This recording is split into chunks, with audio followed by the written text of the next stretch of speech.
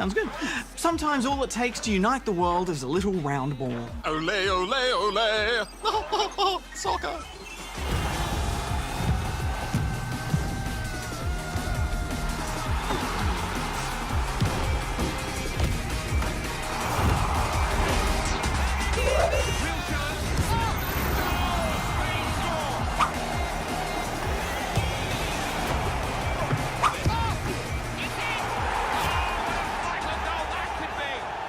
FIFA is one of those games that's released every single year, so on the surface it may not look that different, but there are usually lots of little changes that can really make or break the feel. Indeed, and this year is one of consolidation, because FIFA 15 has all the best bits from FIFA 13 and FIFA 14 with a whole new sheen.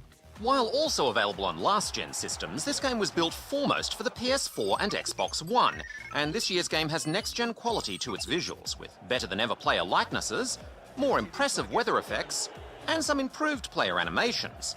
The game also finally includes all 20 English Premier League stadia for maximum authenticity. And Darren, don't forget the most important new feature, next-gen grass. Oh, look at it, it's so pointy. It actually looks a bit too long when you see it close up, like the groundsman forgot to mow it or something. Yeah, like a giant pincushion. There are some nice details, though. I like how players get a bit muddy late in a game, and the way they present the highlights now looks really nice. As for that FIFA feel, well, it feels good. In fact, I think this is the best artificial intelligence in a FIFA game in years. There's a great flow to the game as you pass the ball around and try to break through the defence for a shot on goal. In at goal, in with a chance. The goalies have definitely been improved over past FIFAs. There's a wider variety of reactions from them now that really helps to make the game feel less predictable. Cahill, great header, great save. Sometimes they even make terrible fumbles. Oh! Oh no, the last thing he wanted. It's a total calamity. Just seemed to lose his bearings completely. Mishaps in front of the goal make a game so much more fun anyway. Ultimate Team makes a return along with new co-op seasons and friendlies. There are a lot of options to play, as always. The skill challenges have been improved too, with a more balanced set of mini-games that will teach you some advanced controls. They're really fun. In general, though, I found it harder to score goals than FIFA 15, but that made me enjoy the challenge of trying to score one even more. It's a real chance. I see a cracker. It seems more realistic to me that you have to work harder for it, and yet sometimes you can just get lucky. Strong runner with the ball. It's a genuine chance. A goal for Brazil.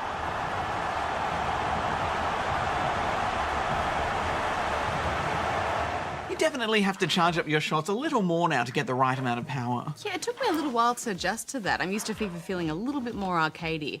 Did you start a custom player career, Barjo? Naturally. Barjo is an incredibly handsome striker for Sydney FC. And I scored 2 goals on my debut. Hooray! Oh, awesome superstar, Barjo. I started a goalkeeping career. You shall not pass! Negative! Oh, I'm sorry, Darren. I'm sure you just need to increase his stats a little bit. I also learned something while playing this FIFA. India has its very own national football team. I never knew that. Football is the world game, Hex. One of the only things that really bothered me about this FIFA is that the player animations are sometimes really jarring, especially when they switch between different emotions in close-ups. They just look a bit robotic. Isn't that wonderful? But if it was robot football, then yes, that would be wonderful, Darren. But this is human football, and they need to look like humans. And I don't know, it just pulled me out of the illusion of a TV broadcast. Yeah, I noticed a little bit of graphical weirdness here and there too. Players sometimes move through each other, which is super creepy, and there's still a bit of a jaggy, fuzzy look to them at times. I mean, I understand that on last gen, but not here. Overall, though, I'm super excited about this FIFA. I think it might actually be the best FIFA since FIFA 10. I'm giving it 9 out of 10 rubber chickens. Yeah, there seem to have been some genuine improvements to FIFA 15, with the perfect balance of content that should keep any football fan happy for the rest of the season. So I'm giving it 9 as well.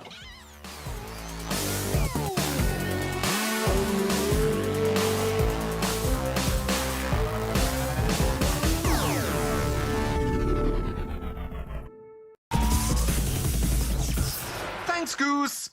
Get your boots on, dribblers. It's time for our annual football game showdown. Pro Evolution Soccer versus FIFA. Are you ready for kickoff? Ready, Darren. And he played away beautifully. Shots up. Wonderful goal. Room to hit this. 3 of the best. He's made them pay.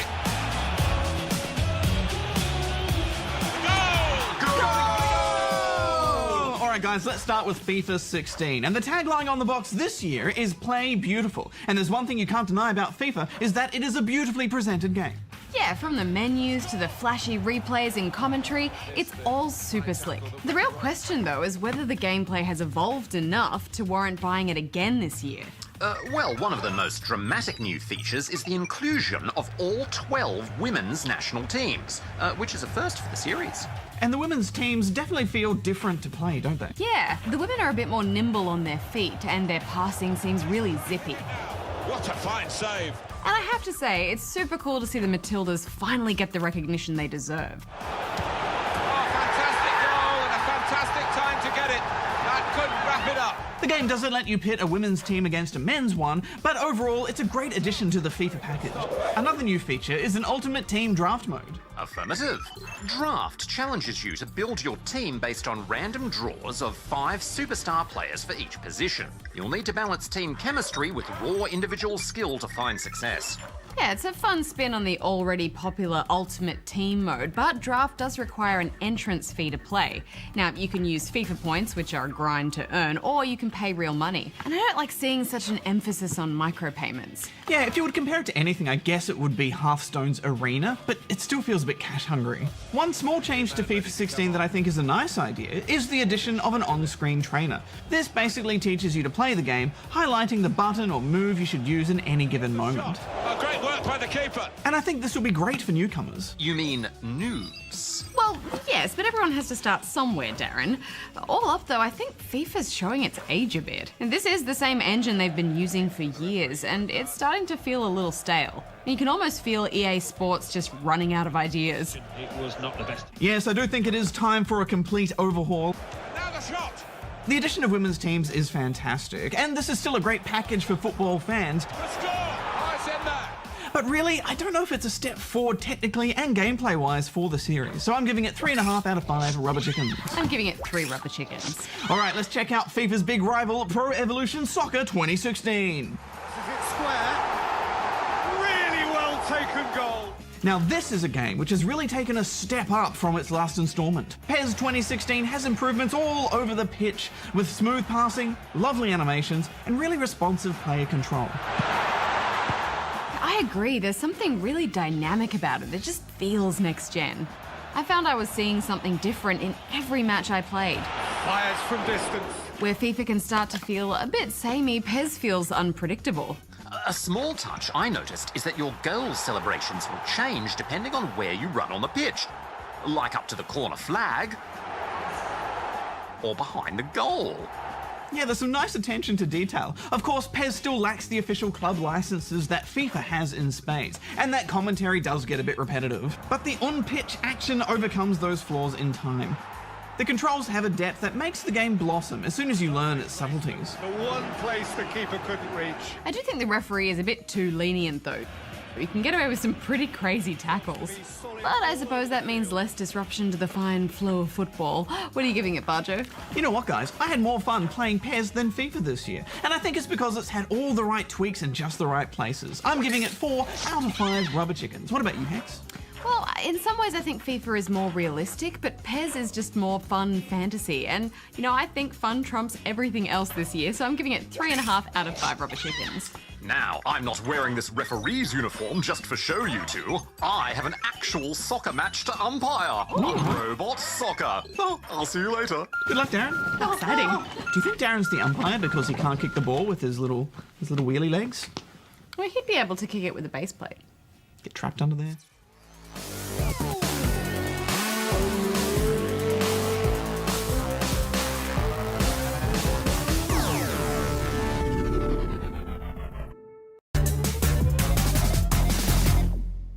Thanks, Goose. Ever dreamt of being a professional footballer? Well, now you can live out the virtual life of a young goal-scoring superstar in FIFA 17.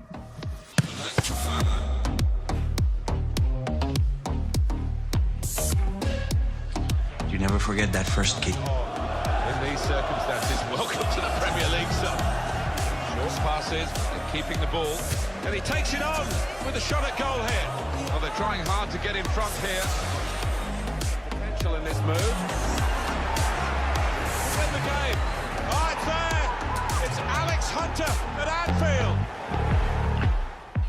is back for a new season, and it's brought with it a whole new single-player story mode.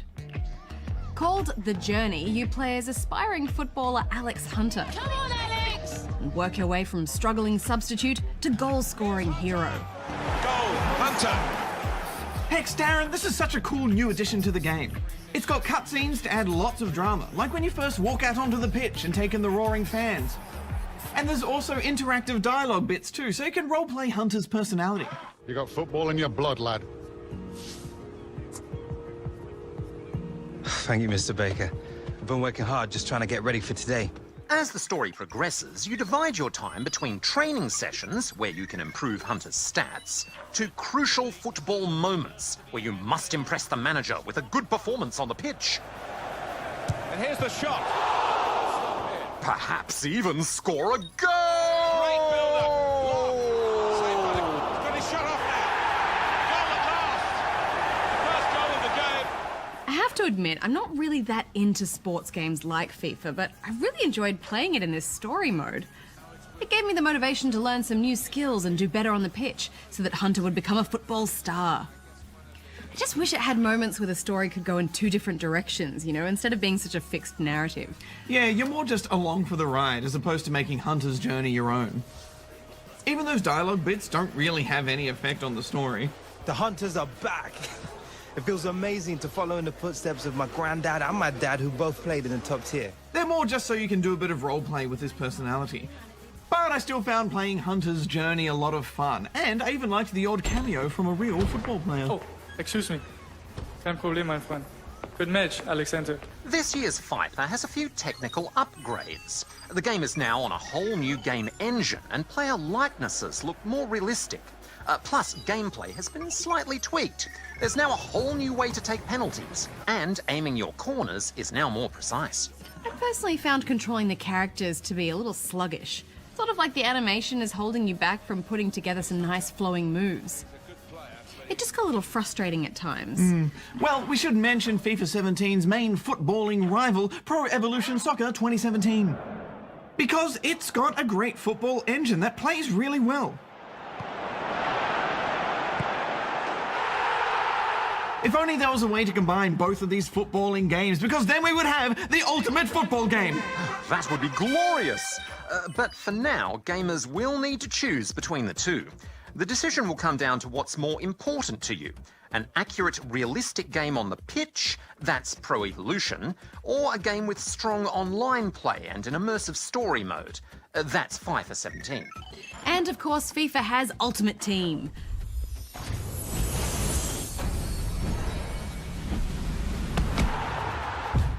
Which is a super duper fun fantasy football mode that is hard to put down. Create your dream team. There's good progress with this attack. And he could get away here. Gonna try his luck.